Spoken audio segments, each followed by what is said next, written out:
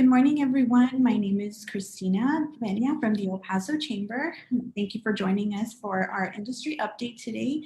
We will be speaking with some local restaurants, and they will be answering your questions, but also letting us know about their experience and what they've had to face during the pandemic.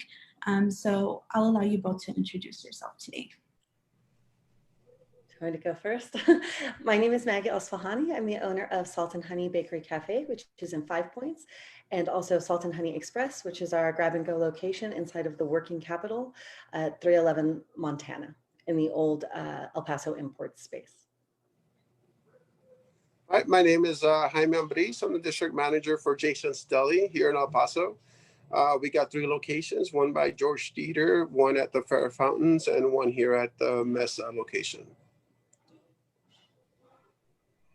Thank you both for joining us today. As a quick reminder to our audience, we will be taking your questions live. So if you have any, feel free to go ahead and drop them in the comment section and we'll get to them as soon as we can. But first, we're going to go ahead and start off with a few questions that we have for you all. We want to ask, how long, first of all, have you been with the El Paso community? We opened about 3 years ago. We opened El Paso at George Dieter about 7 years ago. It's 2013 we were there. And then, we opened Fair Fountains, the one we have there. And then at the Remcon Circle Mesa location, we opened that one. And as well, we have one in Las Cruces, since 2012 as well. Okay, perfect. The first question, I think in the beginning of the pandemic, it was very obvious that the restaurant industry was going to be changing drastically.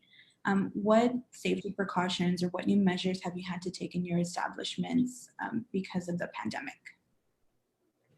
Well, when things first started closing down, then we had to become very flexible with our to-goes, which was something that we've always done, but we didn't have necessarily a system in place for that. But luckily, our local point of sale salespeople and support team were able to get us on board with a to-go system that they had implemented. And so we were able to get it up on the website and people able to order and pick up and pay very easily.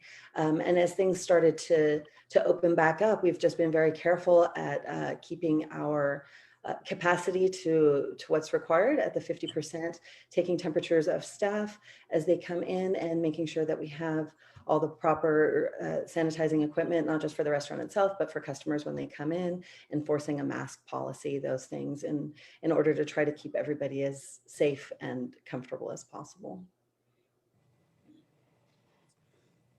Things that changed for us was really just to ramp up our sanitation, especially with, all this COVID starting, sanitizing that high, touch points, doors, restrooms, tables, make sure we have our sanitation. Mainly is, really just go above and beyond, the recommendations, to make our employees and our customers feel safe dining in with us. Even though we were already high on the cleaning, I think that sanitation, we just had to take it over the top. Make the community feel welcome and understand that we're doing our best to make sure to keep them safe on that. Perfect. And in terms of the dining experience, because there was a time period when dining areas were completely closed, was that difficult for you? I know that as the El Paso Chamber, we've been able to have catering from both of your companies, but was that extremely difficult for you all to transition into a pickup only or delivery type of establishment? It was a little bit of a challenge. Like I said, we did do some pickup before, but it was really just people calling in and then coming and picking up their order over the phone. And so to handle the influx of more pickup orders, having the system where they could order online and pick their pickup time and all of that was very helpful.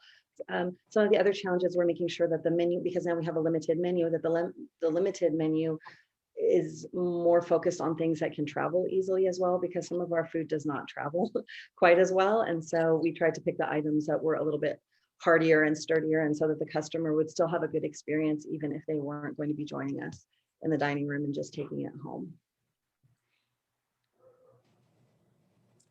Yeah, for us, toughest part for me especially is, when we close the dining room, is really how to, you know, tell our employees that, we had to cut a little bit of hours, maybe, at this point, help them out, get some unemployment because we just didn't have the hours when the lobbies were, closed.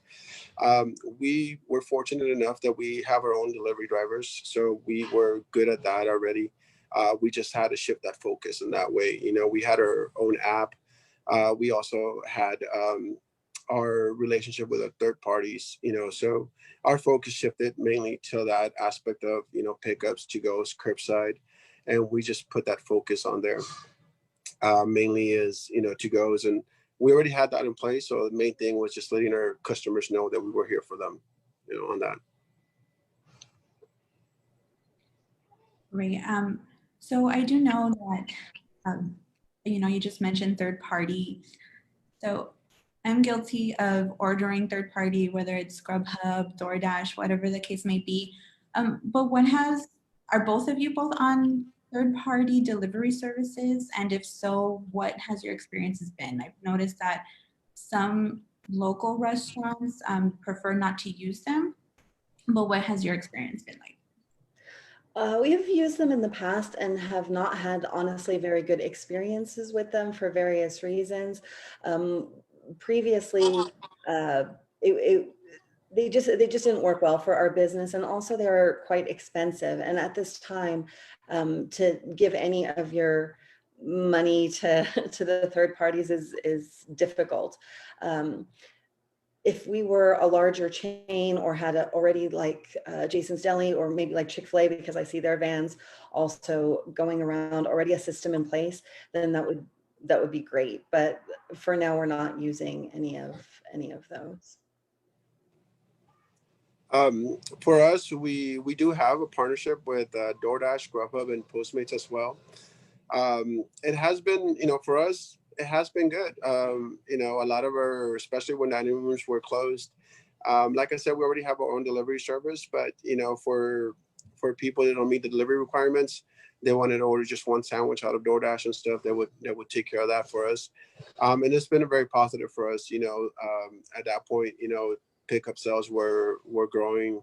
We grew a lot on the takeouts and to goes because of those third parties. So it has been a positive impact on us.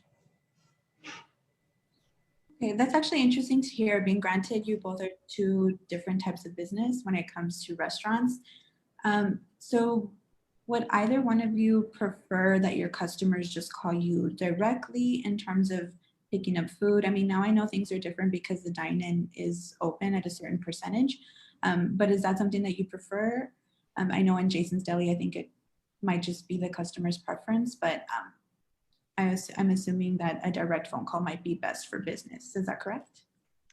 I prefer when somebody calls, even over the app, prefer it over the app because it gives you at least an opportunity to interface with that customer a little bit more, maybe do suggest, some drinks that might go well with their meal, and just have I've had some really positive conversations with customers who have been so encouraging. And as a small local business, it's just me that owns it. I don't have any other partners, and so during this time, especially, it's been nice to get some of that feedback from people and to be able to talk to them personally like that. And of course, especially for small businesses, those pennies count. And so if you are able to order and come in and pick up your order, that's preferable to us.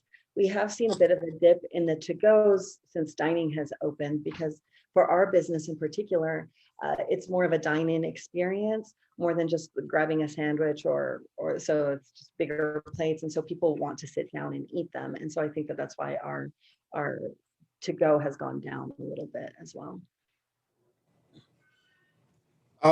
Again, for us, preferably a phone call or using our own app. We do have an app, and it actually gives some rewards on that, 4% cash back, Deli dollars on that. But yeah, definitely, if we're going to go with third party or just contacting us, we prefer contacting us. We cater, we deliver. But as well, it gives us some time, to get to know our customer, our community, get involved with them. and understand the customer's needs. We can have customers that just has a meeting for 5 people.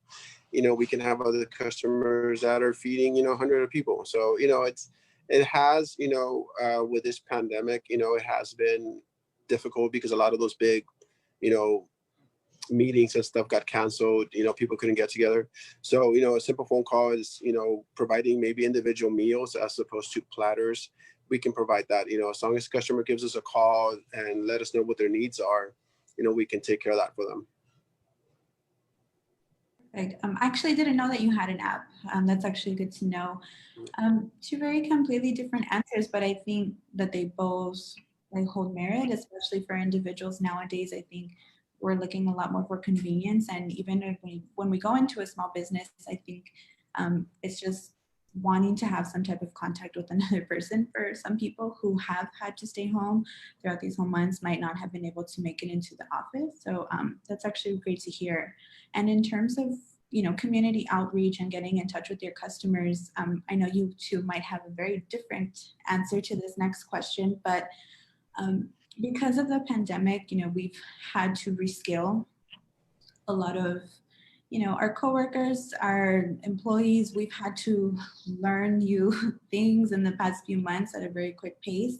What are some of the ways that your staffs have had to reskill in order to accommodate, of course, the new guidelines outside of PPE or anything like that?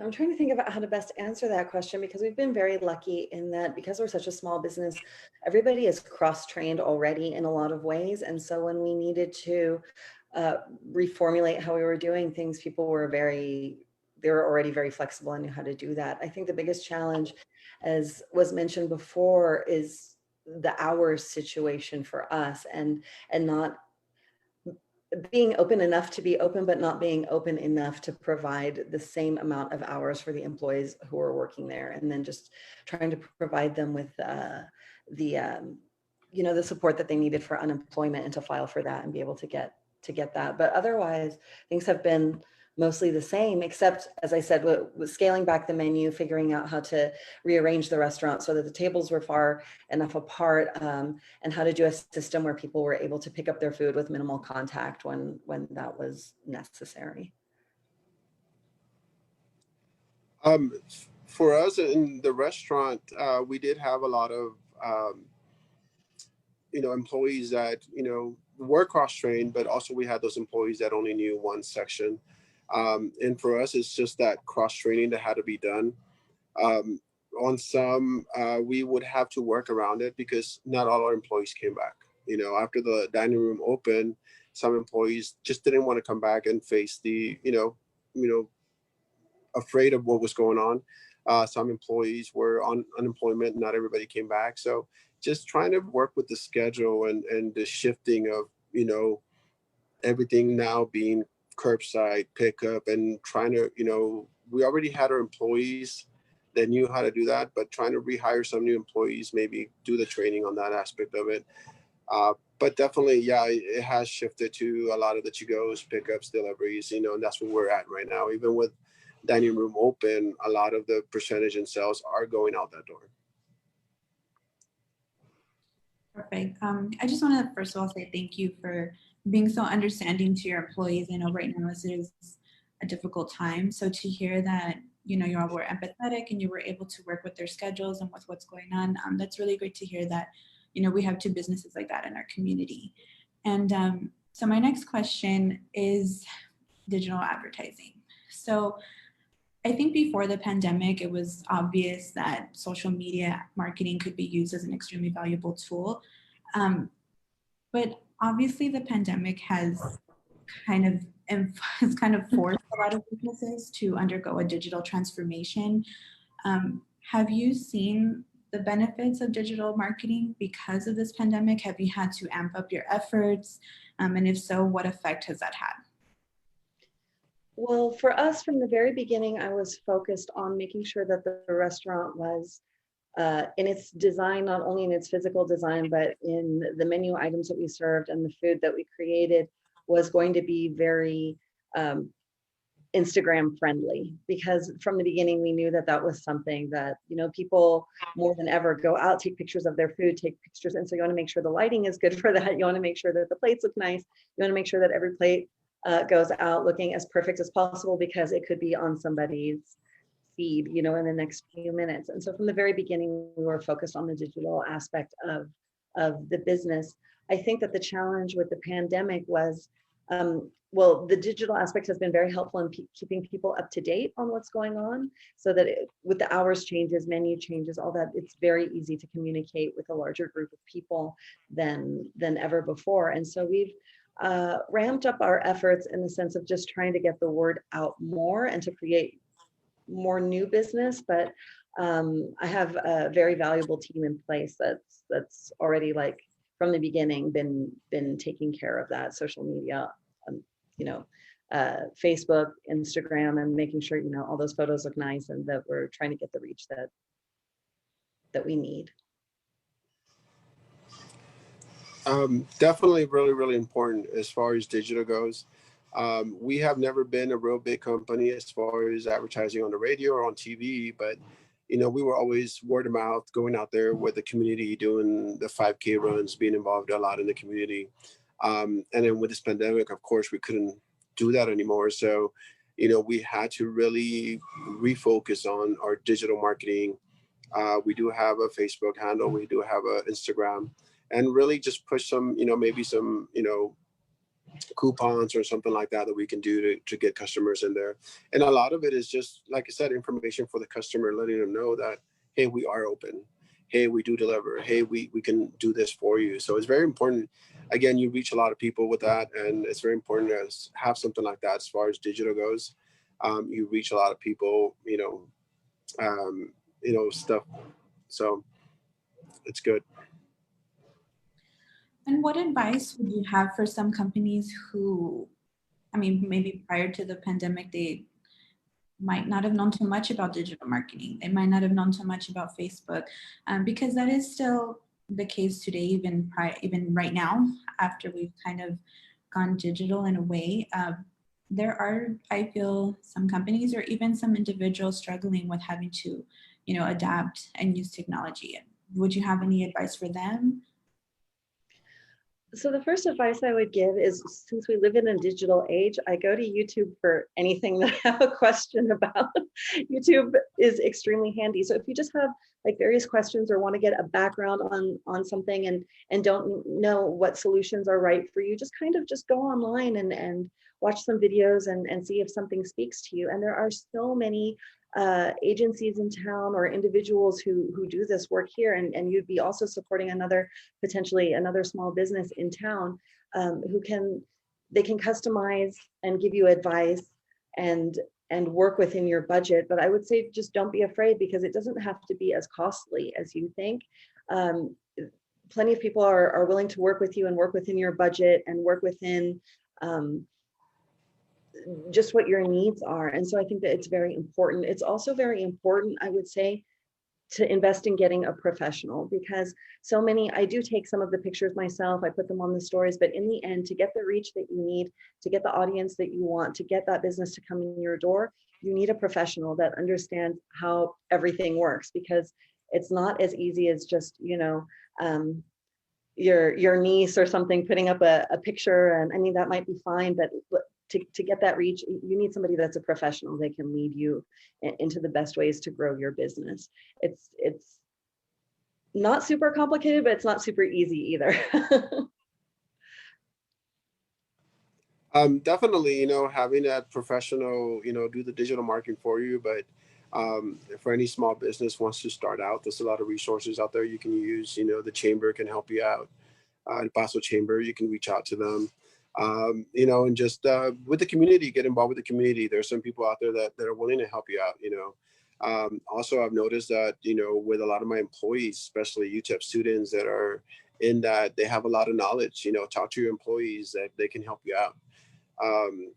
For us, we do have somebody that does it professionally, but at the same time, we get creative with our ideas. Restaurant to restaurant, every restaurant has their ideas, their own general manager. They have ideas that they want to post So, we create those ideas, talk about them, and what we can do to get that. But definitely, do invest in somebody, that can do it for you. But starting off, there's a lot of options we can use. Like you said, YouTube, is one good option. Um, there's businesses out there that can do it. And definitely, don't be afraid to ask for help, chambers, stuff like that. Businesses that, when we have our mixers, stuff like that, talk to people that are around you can help you out. Perfect. And thank you for that little shout out, Jaime. um, as we go forward, and I think I keep hearing this phrase, the new normal. Going forward, I don't think anything is really going to be the same. But how do you see your businesses changing? What things are you going to be keeping from this experience going forward? Well, definitely, I think it's made us better at looking at those food costs and those labor costs in a way that's like a little bit more microscopic. Not that we don't do that anyway, but it does really make you able to see what you can cut and what you can live with. Also, the online system has been very successful for us and has been very easy. It frees up staff from having to answer the phone to take orders when they're very busy. And so definitely going to keep that. And we just, every day brings a new challenge, and we just try to be open to figuring out how to overcome those challenges and see what's next. The new normal gets used a lot, and it's like I told my managers, it's never going to be a fine line that we're ever going to get to there, like, oh, we're at the new normal. It's just the new now. Like, what are we doing today to help grow business? And a lot of it is, continue, making sure that our community feels safe, that our employees are safe, continue, taking care of our restaurants, disinfecting, make sure that we're on top of our game when it comes to, those curbside orders, those pickup to go orders. So, it's what we're doing now. And I think, digital, it's going digital, and we're moving to that right now, especially with third party orders and stuff like that. So it's just refocusing on everything that's happening now. And just like I said, for businesses, especially, we were always compared to how are we doing versus last year. And at this point, we can't even compare ourselves to last year. It's really, how do we compare versus last week? Are we doing a little better than we did last week? And you just keep going from there, keep growing. Well, before we sign off today, we did have one question from the audience. So it says, at the start of the pandemic, some restaurants shifted over to selling grocery boxes. Apart from the regular menu items. Are either one of you doing this, or do you see the value in that going forward? For me, we didn't at the beginning. So when we first closed, I elected to close completely at the beginning and then didn't reopen, I think, for another month and a half or 2 months after, because I just wasn't sure how things were going to shift. I wanted the opportunity for my employees to apply for that unemployment right away, because I didn't know what was happening. And so what I ended up doing was anything. I think a lot of businesses, in order to make that money or to do whatever, they were just selling stuff that was already in their walk-in that was going to go bad. For me, we didn't have a lot in there at the time. And so I just gave it to my employees, like just so to help them get through. And then for us, it does work for some people, but for us, the grocery model doesn't really work. We don't really have the space to store the stuff, to do some of those things. We are selling, however, some of our menu items as more pantry items, where you could get them in bigger sizes, or as you get a discount if you order, for example, the tacos as a group meal, as for either 2, 4, or 6 people. So we're offering discounts in that way. But for us, the grocery model didn't seem like it was going to work very well. At the start of the pandemic, it's something that we went to just because I said we had a lot of stuff in our walk-in that we wouldn't want to go to waste. And also, a lot of people were having trouble finding things like eggs and stuff like that. And we had our, produce supplier that we could buy some and sell it to the people, to our customers. And, let's do that. It was just a creative idea that we say, let's go ahead, something to stay afloat, keep us surviving, keep us going through this. But again, it's not something that we feel like it might, stay with us. We do sell bulk items. We always sell meats by the pound, and we do have family packages available as well. But, you can call any deli, and if you still want some groceries, if we have it available, we will sell it to you. Awesome. That's great to hear. A good resource for anyone out there. So I actually have one more question from the audience before before we wrap up. And it's for you, Maggie. So the question is, I think we already talked about it earlier, but it's on social media. And do you currently outsource for that? And I know you mentioned that it might be best to get a professional for any businesses out there, but are you currently outsourcing? Or is it still more of a hybrid? Can you be more specific in what you mean about outsourcing? So if you have someone in-house on your staff, like anybody on your staff, I know you usually need to do. No, it's never been anybody on our staff, although we do have staff that contribute sometimes to the stories, or just because I feel like that when you're in the moment or we have a special or something, then I'm not going to, trouble somebody else but I use an outside firm called Petrichor Designs, and I've been very, very happy they've helped me with my website, with the social media, with everything. And so I'm very indebted to them. Yes. Thanks, Evan. Awesome. Well, I just want to thank you both again for joining us today, and I want to thank our audience for tuning in as well. Just know that the Chamber is here for you.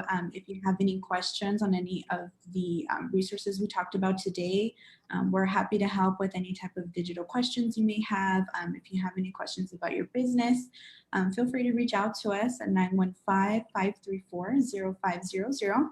And also make sure you're following our social media pages so that way you can stay up to date with everything that we're doing.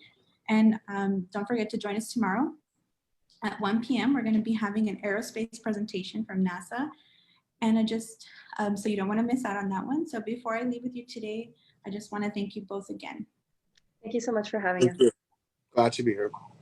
Thank you. Thank you so much. Have a great day, everyone. Thank you.